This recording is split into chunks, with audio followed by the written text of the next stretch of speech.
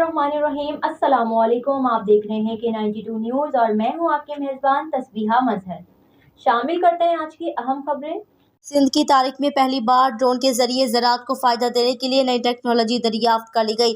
साबका secretary health doctor फज़लिल्लाह पेचूहो ने सिंध में पहली बार नई टेक्नोलॉजी दरियाफ्त कर ली, जिसमें ज़राअत के शोबे में जिद्दत पैदा हो गई।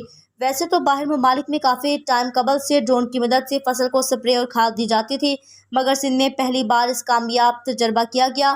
साबका सेक्रेटरी हेल्थ का कहना था कि खाद और पेस्टिसाइड में दिन ब दिन इजाफा हो रहा है।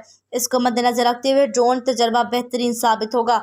इनका मजीद कहना था ड्रोन एक दिन में 100 एकड़ से ज़्यादा स्प्रे और खाद ज़मीन में दे सकता है।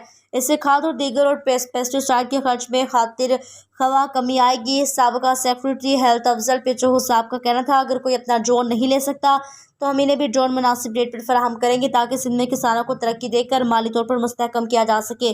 Shakeel Ahmed Rind, bureau chief K92 news, Nawabshah.